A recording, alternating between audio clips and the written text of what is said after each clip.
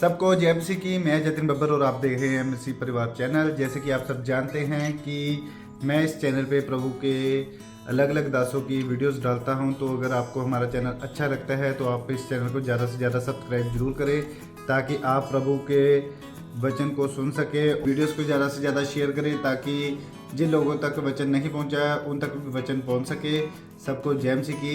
एक बार मैं आपसे दोबारा कहूँगा कि इस चैनल को सब्सक्राइब जरूर करें और वीडियोस को ज़्यादा से ज़्यादा शेयर करें। जय मसीह की। बाइबल में से परमेश्वर आपको रेमा वचन देता है। कई लोग सोचते हैं मैं पाप में घिर चुका हूं, मैं कब उठूंगा, मैं कब उठूंगा, मैं कब उठूंगा। बाइबल पढ़ना शुरू करें, आप उठ के ऐसा खड़े होंगे आपको शैतान फिर गिरा ना पाएगा यीशु के नाम में, क्योंकि आपकी नींव वचनों के ऊपर से होगी यीशु के नाम में। हालेलुया। जब जब भी मेरी लाइफ में वचनों ने कैसे मेरी लाइफ में काम किया, आप क्या आपके पास गवाही है आपकी कि वचन ने मेरी लाइफ में किस किस वचन ने मेरी लाइफ में कैसा कैसा काम किया।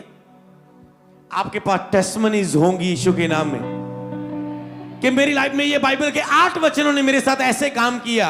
आप लोगों को शेयर करेंगे, विश्वासियों को, और लोग उन्नति पाएंगे यीशु के नाम में।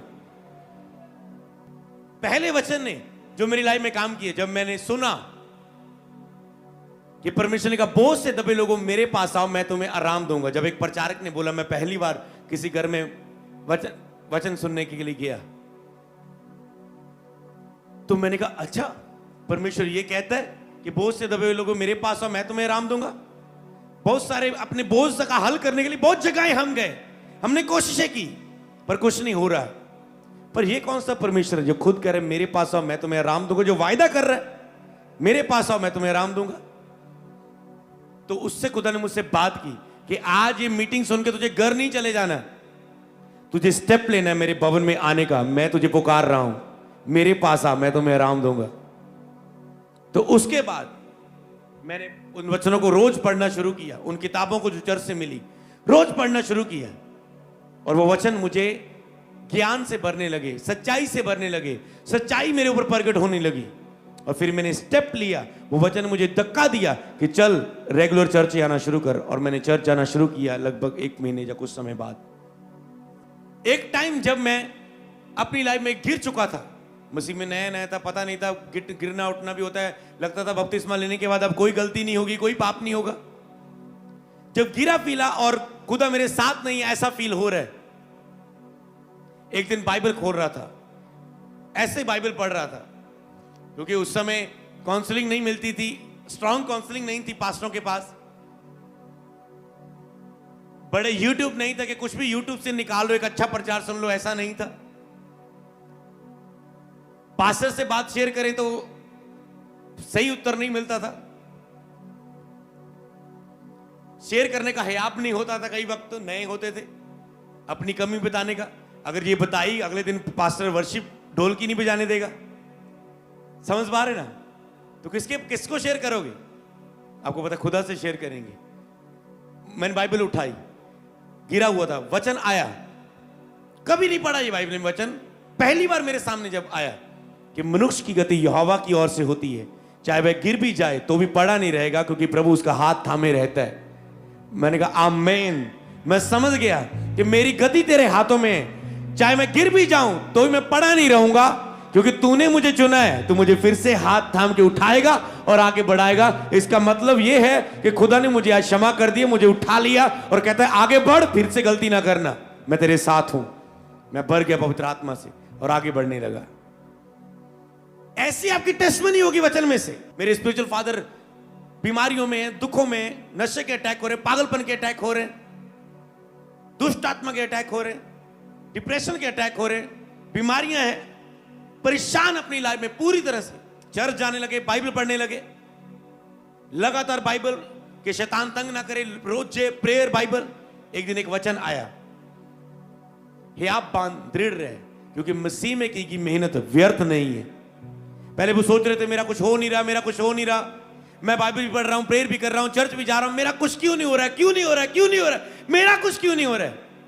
खुदा ने बात की, मसीह में जो तू मेहनत कर रहा है ये व्यर्थ नहीं है, और उस मेहनत का रिजल्ट आज दिख रहा है, आज दिख रहा है, आज दिख रहा है। उस मेहनत से मैं खड़ा किया गया आपके बीच में। हालेलुया। मेहनत व्यर्थ नहीं है। इसलिए कई वक्त आपकी लाइफ में खुदा का रिस्पांस नहीं आता, आपको लगता है खुदा शायद साथ नहीं है। नो, पर मसीह में की गई मेहनत व्यर्थ नहीं है। सब बातें मिलकर भलाई ही को उत्पन्न करेगी। आपकी मेहनत व्यर्थ नहीं है। आपकी प्रेयर किए, रोजे रखे, ये 5 घंटे बिताए जो बिता के आए, व्यर्थ नहीं है यीशु नाम में। हालेलुया। और जैसे आप रोज 2-2.5 घंटे बाइबल पढ़ेंगे, वो व्यर्थ नहीं है। मैंने कहा था लक्ष्य रख के जियो तो तुम बेटर कर पाओगे, बेस्ट कर पाओगे यीशु के नाम में। लक्ष्य रखे करो कुछ, क्योंकि बिना लक्ष्य के जो बाइबल में बताया वो हार जाते हैं, वो मार्गों में भटक जाते हैं। अपना लक्ष्य रखो।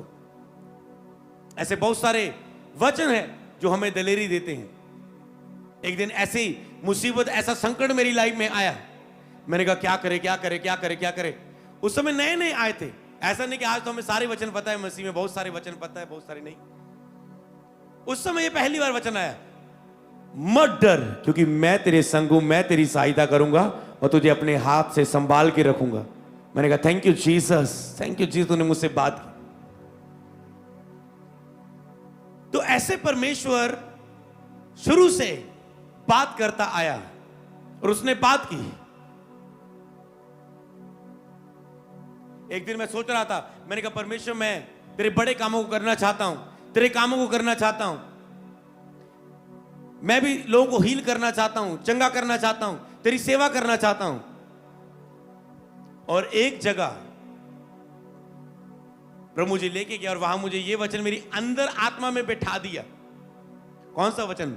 जो प्रभु की संगति में रहता है उसके साथ एक आत्मा हो जाता है। हालेलुया। खुदा ने कहा मेरी संगति में रहना शुरू कर निरंतर, तू मेरे साथ एक आत्मा हो जाएगा और मैं तुझे यूज कर पाऊंगा फिर यीशु नाम में। हालेलुया। एक दिन मैं प्रार्थना कर रहा था, परमेश्वर मैं तेरी ग्लोरी को, तेरी महिमा को देखना चाहता हूं। मैं तेरे दर्शनों को, तेरी उपस्थिति के अनुभवों को लेना चाहता हूं, गहरे अनुभवों को लेना चाहता हूं, वो आत्मिक बातों को लेना चाहता हूं जो शारीरिक व्यक्ति के लिए मूर्खता की बातें हैं, वो ग्रेस को चाहता हूं। परमेश्वर ने वचन दिया कि मेरा मन, वो मेरा फेवरेट वचन है, उसकी उपस्थिति के लिए अलग अलग टॉपिक होते हैं उपस्थिति के लिए, कि मेरा मन तेरा प्यासा है, मेरा शरीर तेरा अभिलाषी है, मैं तुझे जतन से ढूंढूंगा। इस प्रकार मैंने तेरे पवित्र स्थान पर दृष्टि की कि मैं तेरी सामर्थ और महिमा को देखूं। हालेलुया। परमेश्वर कहता है अगर तू मेरी महिमा को देखना चाहता है तो मन प्यासा रख, शरीर मेरा अभिलाषी रख बना दे, जतन से मुझे खोजना शुरू कर तो तू मेरी महिमा देखेगा। तो मतलब ज्यादा जतन करना पड़ेगा अगर ग्लोरियस अनॉइंटिंग देखनी, वो गहरे अनुभव लेने, तो कहते पूरा जतन कर जाते होते हैं। भक्ति कहते मसीह में की गई, कहते भक्ति सब बातों के लिए लाभदायक है। तुम बिजनेस कर रहे हो, कॉलेज जा रहे हो, पढ़ाई कर रहे हो, तुम जॉब कर रहे हो, घर चला रहे हो, सेवकाई चला रहे हो, भक्ति सब बातों के लिए लाभदायक है। नहीं तो आपको लगता है मैंने केड़ा कोई पास्टर बनना है, मुझे क्या लोड़ है बाइबल पढ़ने की, मैंने क्या करना है अभिषेक, मैंने क्या करनी प्रार्थना, मुझे क्या लेना है निवासा का वरदान। लेकिन भक्ति सब बातों के लिए लाभदायक है। तुम जो भी कुछ करते हो उसके लिए तुझे लाभ होगा उस भक्ति का जो तुम मसीह में कर रहे हो। तो भक्ति वो नहीं कि ऐसे तुम खड़े हो जाओ, मैं 1 घंटा खड़ा, भक्ति हो गई। भक्ति मतलब प्रार्थना में समय बिताना, रोजों में समय बिताना, बोना, बाइबल पढ़ना, चर्च आना, वर्शिप करना, धन्यवाद करना, स्तुति करना, महिमा करना उसकी, भक्ति, सेवा करना, सुसमाचार सुनाना। कहता है ये भक्ति सब बातों के लिए लाभदायक है। हालेलुया। तो परमेश्वर वचनों के द्वारा आज भी आपसे बात करते हैं। जब मेरी चर्च शुरू हुई, कैसे शुरू हुई, मैं हमेशा टीम को वचन देता था, ओके हम मंगलवार हम इकट्ठे होते थे, एक रूम में, एक कमरे में इकट्ठे होते थे, प्रार्थना करते थे और बस हम इकट्ठे होते थे, बाहर प्रार्थना सभा करते थे, अपनी चर्च नहीं लगाते थे, लोगों के घरों में प्रार्थना करने जाते थे। एक दिन मैं पुलपिट में आने, मैं रोज की तरह रोज बाइबल पढ़ रहा हूं, रूटीन थी, बस रोज बाइबल पढ़ना है। ऐसा नहीं कि आज प्रचार क्या करना है, क्या बाइबल पढ़ना है, वैसे ही बस बाइबल पढ़ना है रोज। ओके बाइबल पढ़ रहा हूं, पढ़ते पढ़ते यशायाह 49 पर आया मैं, और वहां पर खुदा ने कहा अपनी आंखें उठा के देख, सब लोग इकट्ठा होके तेरे पास आ रहे हैं, जो अंधेरे में हैं उन्हें बोल उजियाला में प्रगट हो जाओ, अपने आप को दिखलाओ। जे स्थान भी तेरे लिए कम पड़ जाएगा, तू अपने लिए और स्थान देखोगे। जो बुलाहट जिनके ऊपर है, तुम उनको दिखलाएगा। दबे और कुचले लोग तेरे पास आएंगे। और परमेश्वर ने उसमें और बहुत सारी भविष्यवाणी की बातें की। और जैसे मुझे वचन मिला, परमेश्वर ने कहा आज से तेरी चर्च शुरू है। मेरे भविष्यवाणी हुई थी कि मैं पास्टर होऊंगा, सेवा करूंगा, पर कब होगा? मैंने कहा प्रभु कब शुरू होगा? ओके तूने बोला होगा, पर कब ये नहीं पता था। जिस दिन बाइबल एक दिन पढ़ रहा था, परमेश्वर ने कहा आज ये टाइम है, अभी आज से ये चर्च शुरू है। मैंने उस वचन से बोला, मैंने कहा आमीन। ओके प्रभु समझ गया आप क्या कहना चाहते। मैं गया पुलपट पर, मैंने कहा आज आपके लिए गुड न्यूज है।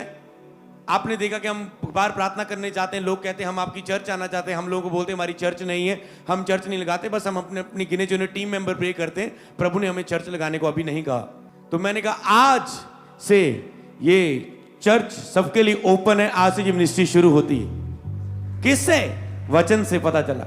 ऐसे लोगों के लिए भविष्यवाणियां हो जाती है, पर वो बाइबल नहीं पढ़ते और वो भविष्यवाणियां पूरी नहीं होती। क्यों? क्योंकि इस भविष्यवाणी के लिए खुदा की आवाज को वो नहीं सुन पाते। कब करना है, कैसे करना है, किस रीति से करना है, समझ पाए। आपकी लाइफ के ऐसे वचन होंगे जिसमें खुदा ने आपको बचाया, आपका मार्गदर्शन किया, आपसे बात की। तो आज भी परमेश्वर आपसे बहुत सारी बातें करना चाहता है। क्या आप रोज 2.5 घंटे बाइबल पढ़ने के लिए तैयार हैं? जिसने पुराने समय में की, अगर आपके पास 1-2 गवाहियां, किसके पास ऐसी गवाही है? प्रभु ने इस वचन से, जैसे मैं दे रहा हूं, आपको भी याद आ रही है अपनी बातें। किसके पास है कि इस वचन से खुदा ने मुझसे ये बात की थी, ऐसा हुआ था जब मैंने बाइबल में ये वचन पढ़ा था। तो ऐसी बहुत सारी बातें हैं। एक दिन मेरे ऊपर बहुत चिंता परेशानी, मैं लोगों के लिए प्रे करने जा रहा हूं, मेरे अपनी बहुत गटियों में मैं चल रहा हूं, और परमेश्वर जाते जाते बाइक में मैं रो रहा हूं, क्योंकि मैं अपनी लोगों को बोला है मैं आपके घर प्रेयर करने के लिए आऊंगा, पर परेशानी इतनी है कि नहीं जा सकता। ओके, फिर भी कि कहा है चले जाते हैं, कोई बंद नहीं, मना थोड़ा करना है, जा रहे हैं। और परमेश्वर ने बाइक में जाते जाते बात की, तुम मेरे कामों को कर, मैं तेरे कामों को करूंगा पीछे। तब से मैंने पीछे मुड़ के नहीं देखा। हर संकट में, हर जगह, हर स्थान, हर एरिया, वो भारत हो वो कहां हो, जाने के लिए तैयार रहता हूं। हालेलुया। कैसा भी समय हो, क्योंकि पौलुस हर जगह गया, यीशु मसीह हर जगह गए। 10 बार यीशु मसीह के लिए षड्यंत्र रचा गया। लोग यीशु से जलते थे। क्यों? यीशु मसीह को पकड़वाया गया, क्योंकि पहले यीशु जब जन्म हुआ, लिखा है एक राजा उत्पन्न होगा। जब हेरोदेस को पता चला, उसने सारे बच्चे मरवा दिए। क्यों? क्योंकि उसे डर था कि एक राजा होने के कारण कि मेरा राज्य खत्म हो जाएगा। और यीशु का राज्य आसमानी था। हालेलुया। और उस जलन के कारण यीशु को क्रूस पर चढ़ा दिया गया। अपने आप को परमेश्वर का पुत्र कहता है, इस बात के कारण उसे मारना चाहते थे। वो सब्बत के दिन मिरेकल करता था, इस बात के लिए जलते थे। उनके अपने धंधे बिजनेस बंद हो रहे थे, इस बार जलते थे। भीड़ यीशु के पीछे बढ़ रही थी, उनको छोड़ के जा रही थी, इसलिए जलते थे। तो बहुत कुछ हुआ, पर यीशु मसीह ने सब बातें मिलकर एंड में भलाई को पैदा की, जब शैतान जोर ला हटा और वो हार गया यीशु नासरी के नाम में। हालेलुया। आता था, वो चला जाता था, कभी शैतान चेलों को मांग लेता था, पटकाता था उन्हें, कभी यहूदा इस्करियोती को बरमाता था, कभी कुछ करता था, पर एंड में उसकी हार हुई। हालेलुया। इसीलिए आप एक चीज को याद रखना, परमेश्वर ने अगर आपसे वायदा कर दी है कि जाओ प्रचार करो, तो कभी मत रुकना, क्योंकि उसने कहा तुम मेरे कामों को करो, तो करने के लिए समर्पित रहना हमेशा। हालेलुया। और आज तक मुझे पीछे मुड़ के देखने की जरूरत नहीं पड़ी। खुदा ने काम किया। क्यों? क्योंकि उसने उस वचन से बात की थी, वायदा वाचा की थी। जैसे दाऊद को कहा, मैं तेरे साथ अभिषेक तेल की वाचा बांधता हूं, तेरे साथ ऐसा ऐसा ऐसा ऐसा होगा, मैं ये करूंगा, तुझे ऐसे ऐसे ऊंचा बढ़ाऊंगा। क्या? वाचा। ऐसे वचन में से आपको वायदे देता है खुदा।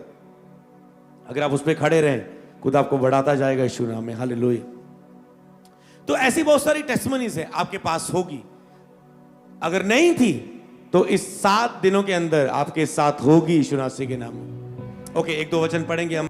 दानियल 11:32 कहते जो लोग दुष्ट होकर वाचा को तोड़ेंगे वे चिकनी चुपड़ी बातें कहकर भक्तहीन हो जाएंगे। शैतान उन्हें चिकनी चुपड़ी बातों से भक्तहीन कर देता है, जो बाइबल नहीं पढ़ते। उन्हें इधर उधर की बातों से पाप में ले जाता है, निराशा के द्वारा उन्हें गिरा देता है। चिकनी चुपड़ी बातों से उन्हें फंसा देता है, उनके विश्वास को कम कर देता है, लोगों के द्वारा उनके विश्वास को कम कर देता है। पर जो ज्ञान रखेंगे वो बड़े काम करेंगे। ओके, आगे पढ़ेंगे। दानियल 11:35 और सिखाने वाले में से कितने गिरेंगे, इसलिए गिरने पाएंगे कि जांचे जाएं और निर्बल और उजले किए जाएं। कहते हैं सिखाने वाले में अंत के दिनों की ये बात हो रही है कि बहुत गिरेंगे, इसलिए गिरेंगे कि जांचे जाएं, निर्मल और उजले किए जाएं। उन्हें निर्मल करने के लिए, उन्हें उजले करने के लिए यह दशांत के समय तक बनी रहेगी, क्योंकि इन सब बातों का अंत नित्य समय में होने वाला है। ओके, आगे पढ़ेंगे। 12:3 दानियल तब सिखाने वाले की चमक आकाश मंडल की सी होगी। जो सिखाने वाले हैं उनकी चमक आकाश मंडल की सी होगी, और जो बहुतों को धर्मी बनाते हैं वे सर्वदा तारों के समान प्रकाशमान रहेंगे। सब बोले आमीन। जैसे आप बाइबल को पढ़ना शुरू करेंगे, आपका मन करेगा कि जो मैं पढ़ रहा हूं मैं किसी के साथ शेयर करूं। जब तक आप बाइबल नहीं पढ़ेंगे आपका मन नहीं करेगा मैं किसी के साथ शेयर करूं। जैसे आपके अंदर वचन जाएंगे आपका मन करेगा मैं इस बहन से शेयर करूं। हम ऑटो में आए, ये भी 5 साल से मसीह है, मैं भी 7 साल से मसीह हूं, तो मैं बैठे ही ऑटो में, क्यों ना बस में, क्यों ना मैं इससे कुछ वचन की बातें, अपना अनुभव शेयर करूं। अब शेयर करेंगे, और जैसे आप अपने अनुभवों को शेयर करेंगे, जो बहुतों को सिखाने वाले की चमक बढ़ेगी, जो बहुतों को धर्मी बनाते हैं वे सर्वदा तारों के समान प्रकाशमान रहेंगे। और आगे पढ़ेंगे 10 आयत।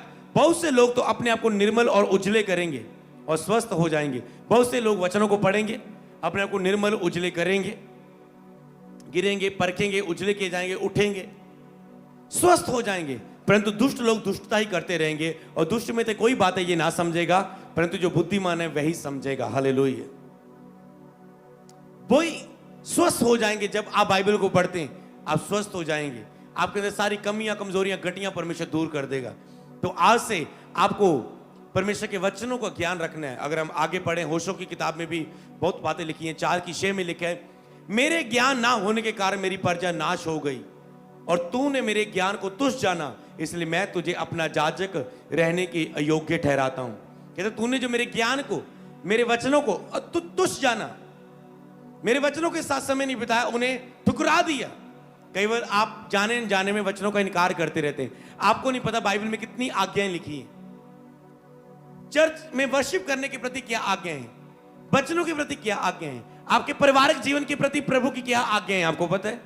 आपके आत्मिक जीवन के लिए प्रभु की क्या आज्ञाएं हैं, आपके संसार में रहने के लिए कैसा जीवन जियो, प्रभु की क्या आज्ञाएं हैं, परिवार में कैसे रहो, क्या आज्ञाएं हैं, पति पत्नी के प्रति क्या आज्ञाएं हैं, माता के बच्चों के प्रति क्या फर्ज है, बच्चों के माता प्रति क्या फर्ज है, क्या आज्ञाएं हैं,